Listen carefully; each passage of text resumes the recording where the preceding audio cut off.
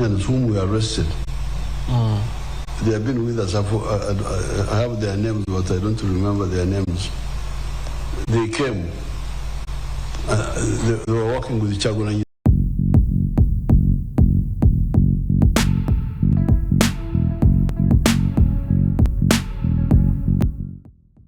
It shows that the regime of President Museveni is very afraid of the awakening of young people in Uganda, because we represent a majority of the young people in Kenya in terms of the issues we stand for. If you look at the finance bill, my abduction was as a result of the finance bill in 2024, which we joined hands as Kenyans to say no to an oppressive bill.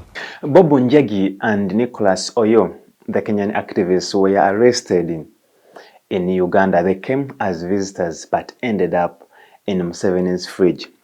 So in this video, they narrate how they were grabbed and detained for 38 days. Initially, they had attended Bobi Wine's rally, that is the manifesto launch that we saw in narrate, and after that, they were grabbed by security personnel and put under detention. Museveni came out and clarified on this matter, saying these people are rioters and they had come to stabilize Uganda. That's why they ended up in his cold fridge. So what really happened to these activists from Kenya? I have their names, but I don't remember their names.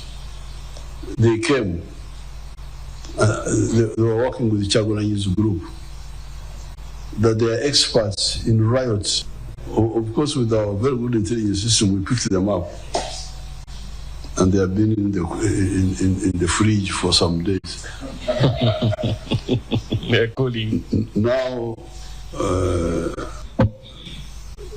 some Kenyan leaders rang me and said that I should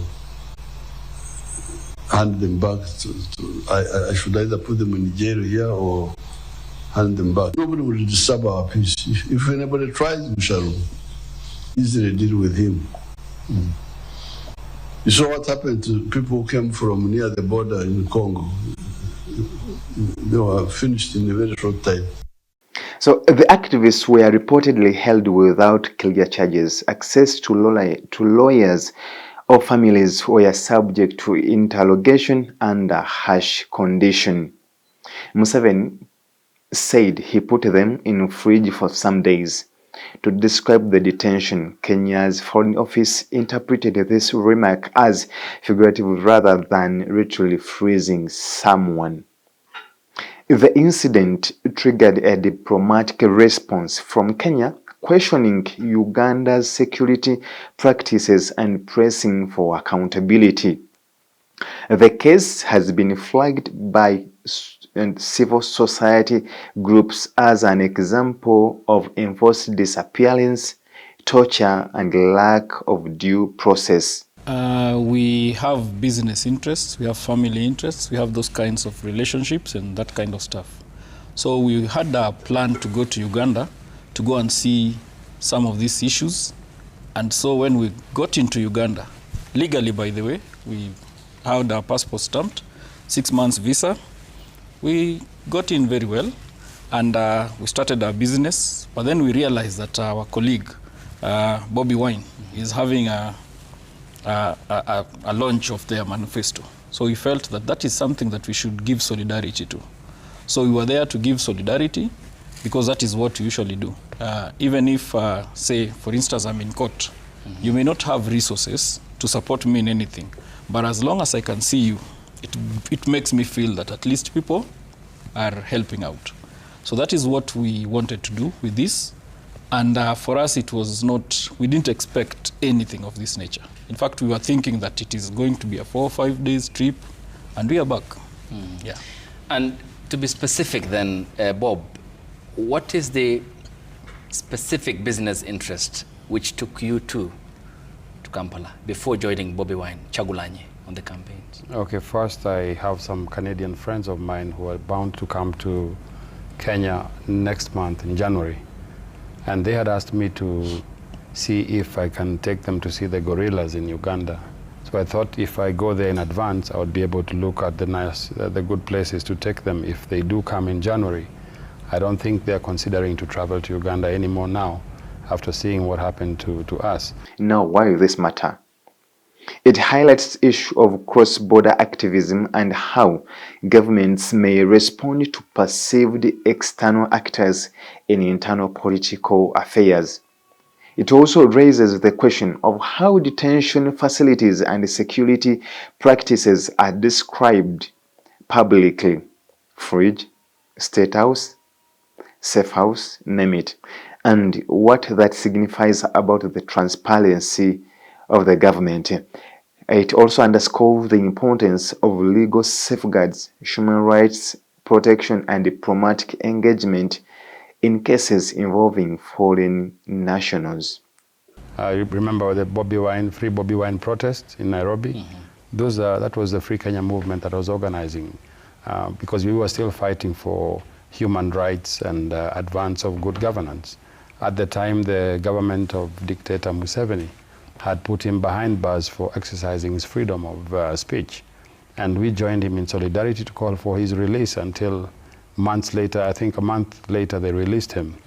Thereafter, he has visited Kenya twice. On both occasions, we have hosted him. During the Human Rights Conference back in 2020, where with many Ugandan opposition leaders, including Mugisha Muntu, Kiza Besije, and we had a meeting at the Ufunga Manor Hall. So we have been having relationships with these people for a long time, and we are sharing ideologies across the region.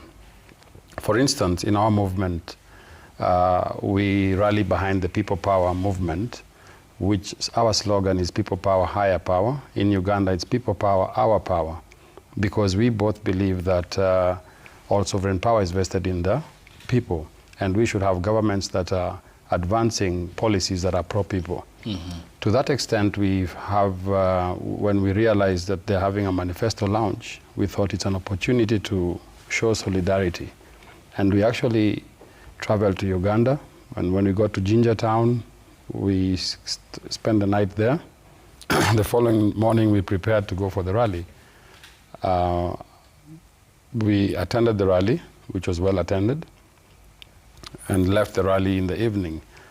The following morning, we happened to be in a place called Matuga. Our vehicle had a problem, and we stopped at the Starbucks petrol station, which is actually owned by our president here.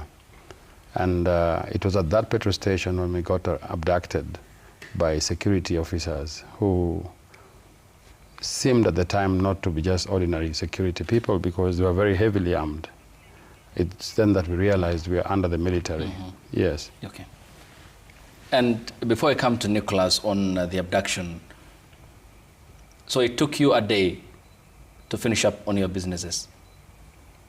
We got there, and by the second day, we were abducted. But we had planned to stay there for at least a week. Mm-hmm. Our plan of intention was to stay at least for a week, see and tour Uganda, and then come back as East African citizens.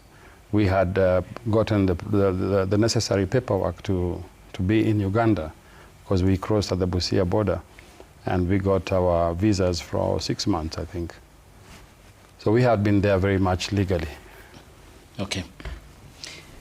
Nick, give us the details of the moment the heavily armed men, as Bob stated, when that moment actually happened, and then the chronology of what happened thereafter. We were trying to organize our vehicle because we had some tie-up issues. In fact, it started as we went to Kampala. We had to take a bit of some time because we had to organize the tires. Now, when we got to Mutuga, we found a Starbucks, and that is where our vehicle completely could not move further. So we decided to park it there and spend the night a bit, and then in the morning we got up to now deal with the tires. In fact, there were comrades of ours who were bringing those tires. So what happened is, when these people came, they first came with an advance team, mm-hmm. I think of 2 people. So they were talking to him. So when I saw them, I knew it was the people of the tire, and I was the one who had those contacts. Yeah. So I joined him. And the moment I joined him, we just had police, and suddenly there was what they call the drone appeared. And the people who dropped from that vehicle, it was a sight that I've never seen in front of me. People fully armed to the teeth, and I think about 8, 7, or 6 people, very armed.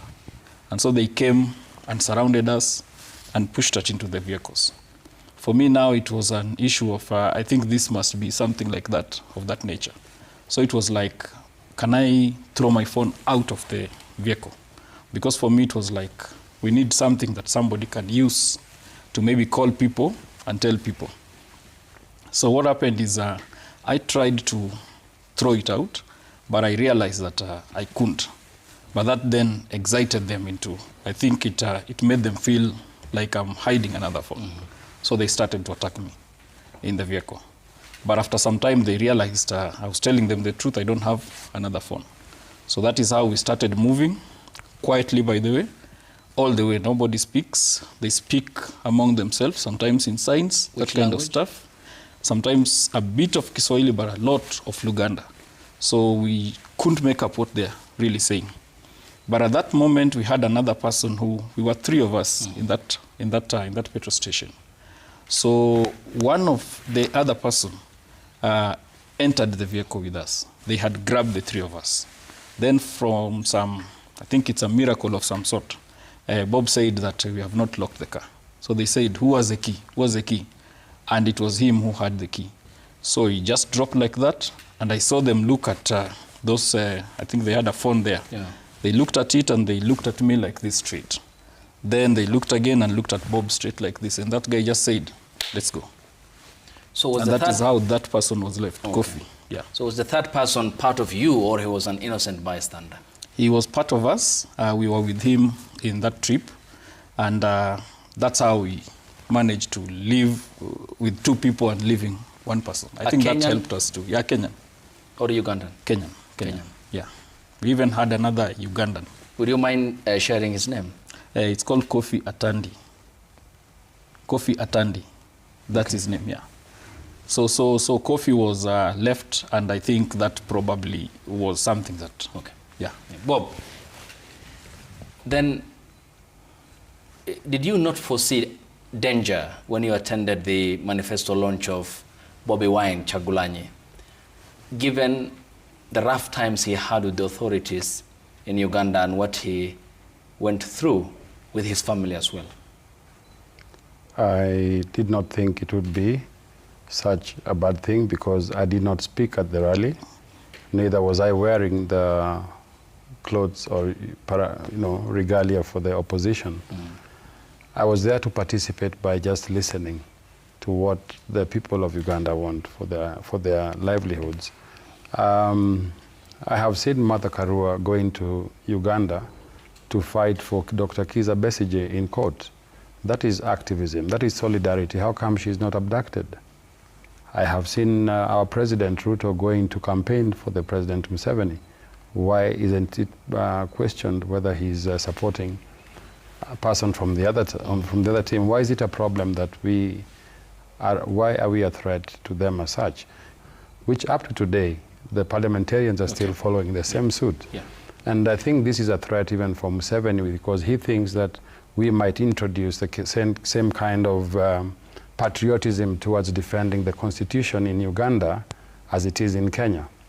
I think that was why they are really afraid of us being able to have this kind of influence on the people. But I believe that even as we speak, 80% of Ugandans are the youth, and time for change is coming.